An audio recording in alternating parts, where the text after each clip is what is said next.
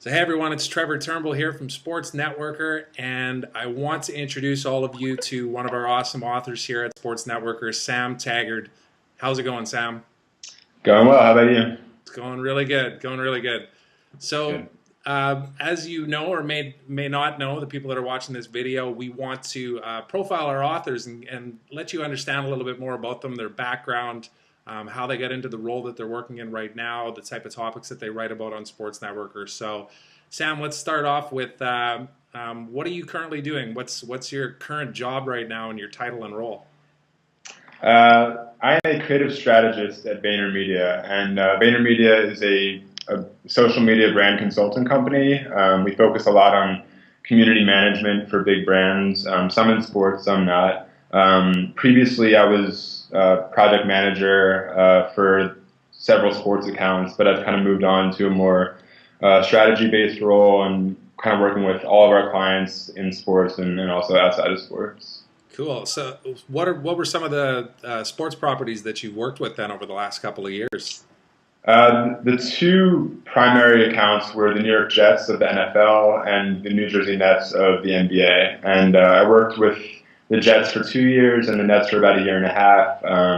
We took the Jets from 0 fans on Facebook to over 1 million now. The Nets has been a little bit of a different story. They haven't had quite the success in the league over the last couple of years. We've also had to face the NBA lockout, which just ended. So there's been a lot of Yeah. kind of difficulties with that account, but both have seen a lot of successes, and so that's kind of on the team side. I also worked with Jalen Rose, who is a current ESPN analyst and former NBA player, and then also Kerry Rhodes, who we started with as our first client, actually, who was a safety for the Jets at the time, and he's since gone to the Arizona Cardinals. But we're still in touch, and it was really great to work on the personal brand side ahead of the team side. Right. Definitely two different experiences. Yeah, for sure. So as far as and as you mentioned, they're totally different types of approaches that you would take. But what kind of things were you working on with the Jets, for example? What did you guys do? What did you do, I guess, with the New York Jets? Yeah, for sure.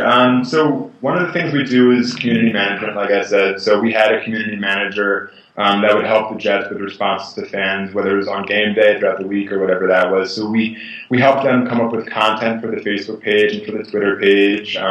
We helped them come up with campaigns for Facebook or Twitter or YouTube. We're involved with a lot of partnerships, so they might have worked with an Instagram or another type of emergent technology that we would kind of facilitate that relationship. In particular, I guess we were focused a lot on activating the players. So we would work a lot on getting the players to do videos for the page and respond to fans through video messaging. And then a lot of highlighting the fans also. So as we said, we went from 0 to 1 million fans, which Yeah, it's amazing. obviously couldn't have done it without them. So a lot of what we did was campaigns around the fan and activating and highlighting them as much as possible. Yeah. Well, and I know the Jets are commonly known as one of the better teams when it comes to their use of social media. So no doubt you had a big part in all of that kind of stuff. So let's back it up a little bit. How does somebody actually get into a role like you're into right now? What was your path to this as far as education wise? And I guess another question would be like, have you always known that you wanted to do this, or is it just kind of evolved? Yeah, so I guess, I always knew that I loved sports. From an very early age, I've been involved with sports. I played Little League Baseball. I played pretty much every sport apart from soccer and hockey growing up. And so I've always loved sports. And I'm from Philadelphia, and we're a big sports town. One of my earliest sports memories that I talk about a lot is Joe Carter hitting the walk-off home run in the World Series to beat the Phillies in 1993. So it's like I've always had sports in my blood. My dad's a big sports fan, so I've always known I wanted to go into sports. And I went to school at the University of Southern California, which is a big sports school, big football program, and they actually had a pretty decent basketball team when I was there also. So sports has always been what I've been interested in. I went to school for communication, so that helped me with the social media side of things. When I was in school a couple years ago, a lot of what we were talking about was how communication was changing from, obviously the earliest stage of communication, word of mouth, to, to phone technology, to computer technology, and now we're kind of in this new age where brands and consumers are communicating by way of social media. So that was what really kind of grabbed me from the social side of things. Right. Yeah. So if you were to say, to other people, because I know there's a lot of people that want to be working in the sports industry, and your background is kind of a case study in the sense that you took schooling that was definitely around the topic of what you're working in right now. Obviously, the social stuff has evolved a lot over the past few years, but we do have obviously a lot of students that read Sports Networker as well too, and I'm sure they'd love to hear from you.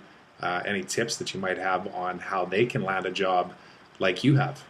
Yeah, absolutely. I mean, the biggest thing to remember is that jobs exist in sport in every facet of in every kind of space. You can be an accountant and still be in sports. You can do whatever you want that you're going to school for and still be in sports. The biggest thing is trying to develop connections in the sports space. So whether it's interning for a sports marketing company or for a local sports team, whether it's a minor league team or professional team, if you're lucky enough to get that opportunity, I would say those are two things. Obviously, I think the age of personal branding is all around us. So Facebook and Twitter and tons of other platforms provide great opportunities to showcase what you know about sports. If you're on Twitter, and if you're not, you should be. But if you're on Twitter, you should be following, not only following, but engaging with people in the sports industry, whether it's athletes, whether it's people that work at companies you want to work at, whether it's executives of big or small teams. If you get the more and more you can kind of get yourself in there in different ways, the more opportunities you'll have. And I really do think that social media provides a great opportunity to showcase what you do. Create a Tumblr blog if you don't know how to use WordPress or another blogging platform. Tumblr is super easy. Put out a couple posts a week. They don't have to be long. Be a photo and like a couple sentences about a certain topic. But you have the opportunity to showcase yourself with social media. And I think you're really foolish to not be taking advantage of it if you're not. So I would say social is the biggest opportunity, followed by relationships and internships and all those types of things. Yeah. No, great advice. And an obvious other compliment to that too is, if you're starting off with nothing and you start your own blog, one way to get into the space is to guest blog for other websites, which obviously you are a contributing author for Sports Networker. Let's maybe talk about that real quickly here too. So how long have you been an author on Sports Networker? So I think it's been let me see. I think it's been almost 2 years, or maybe a year and a half.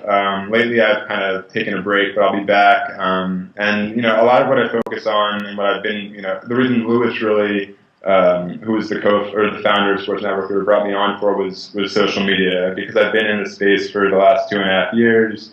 So I've been writing, and I will continue to write about social. And that's kind of where I am. Yeah, so that would be the main expertise, I guess, of articles that people can expect from you on the sites and everything. Yeah, I mean, I've done some posts on like getting into the sports industry and kind of and branding yourself in the sports industry. But I think the majority of what I'll do will be, and what I've done is around social media, whether it's examples of good social media use by personal brands in the sports industry or teams in the sports industry, or whether it's recommendations or trends or all those types of things. I'm really honed in on social media and sports. Awesome. So, well, we're obviously very lucky to have you here as an author at Sports Networker. And if anybody watching this would want to connect with you, how would they go about doing that? The best place to do it would be to be on Twitter. It's twitter.com/GoSam, GOSAM. You can also email me. My email is sam@samtaggart.com, which should be spelled out somewhere near my author page. So yeah, I'm totally accessible on Twitter and email. Perfect. Well, make sure to go and check that all out and connect with Sam if you get a chance. And once again, Sam, thanks very much for doing this. And keep an eye out for his articles here coming up soon. Cool. Thanks, Trevor.